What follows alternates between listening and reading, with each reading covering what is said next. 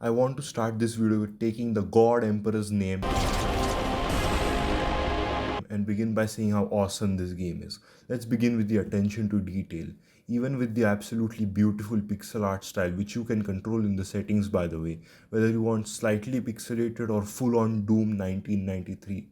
The detail is so beautiful no matter what setting it is because the art style stays consistently beautiful and lore accurate to all of the different weapons in the Space Marines' disposal. The enemy designs are complicated but recognizable at the same time, making them stand out and look amazing. They added the detail and ability to taunt your enemies. What I do? What I do? Just go! What I do? They even added idle animations to the game. Now viewer, I know what you're going to do. I know what you're thinking. Don't do it, okay? Just don't. Please. Oh god, why? I think the charade is over. I have to be honest. I am an imposter when it comes to Warhammer 40k. I've not played a single game of Warhammer 40k. I have heard of the lore and I know the basics, but I'm still a fraud. But when I played this game, I finally get why people love Warhammer 40k.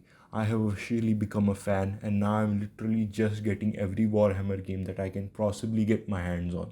But with that confession, let's talk about the lore, shall we?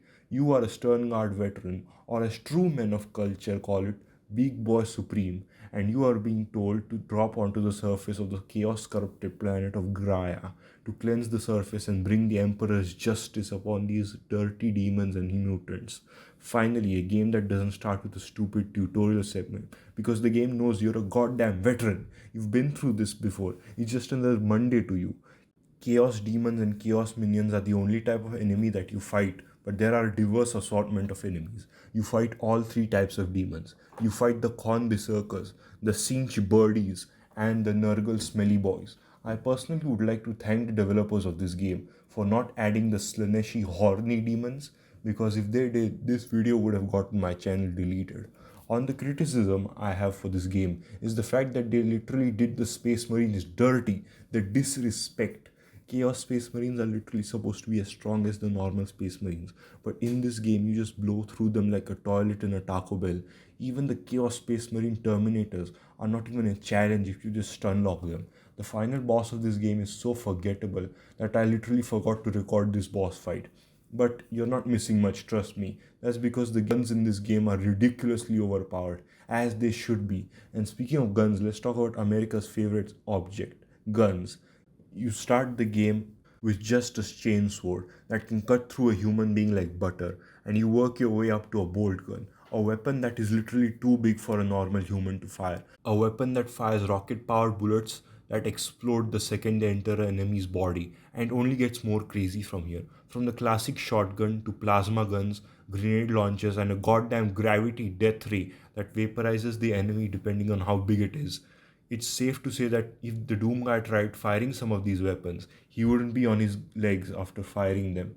The soundtrack of this game goes so hard.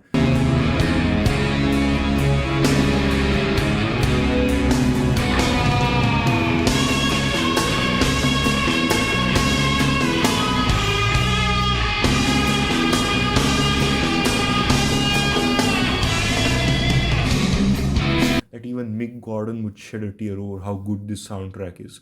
Let's talk about the art style a little more. One of my first games that I remember playing was Wolfenstein 3D, and I personally have always preferred Wolfenstein compared to Doom, but it's obvious which one of these games Boltgun took the most inspiration from.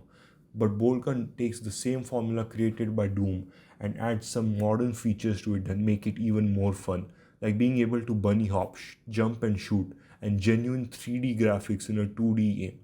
I imagine playing Boltgun is exactly what playing Doom for the first time felt like, a feeling that I can't relate to because I didn't even exist when Doom came out for the first time. But Boltgun also takes some of the bad parts from Doom and fixes them. It's just the 3D environment and the winding and the maze-like pathways, making it extra hard to find the exit, leaving players no choice but to walk around the same hallways that they already cleared to find a way out. There are some pretty tough puzzles in Boltgun, like the portal maze that still gives me PTSD flashbacks. Man, shut your...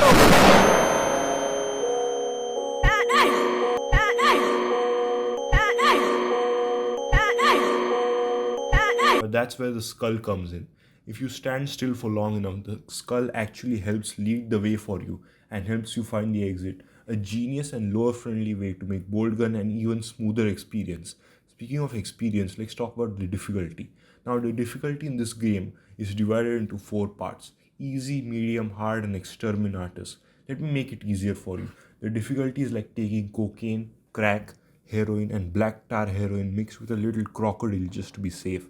Now, personally, I played this game on exterminatus and hard difficulty, and it was pretty easy. But then again, I did P rank every level on ultra kill, so my sanity and opinion should definitely be questioned.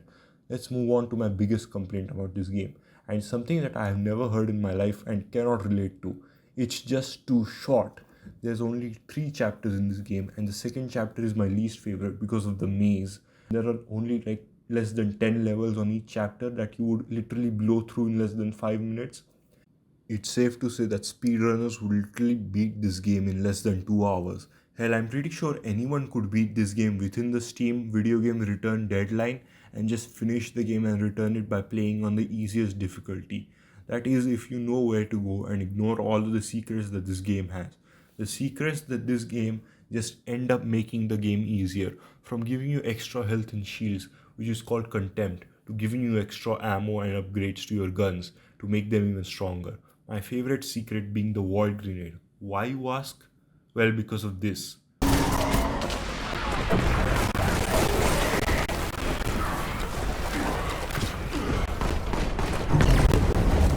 I rest my case. So, in conclusion, Boltgun is an absolute masterpiece of a video game that gives us hope in these sad times for the video game industry and is simply cut too short. But if they add some expansion packs and DLCs, this game will truly be flawless, just like the God Emperor himself. Now, what are you waiting for? Go play this game, goddammit. Make the Emperor proud.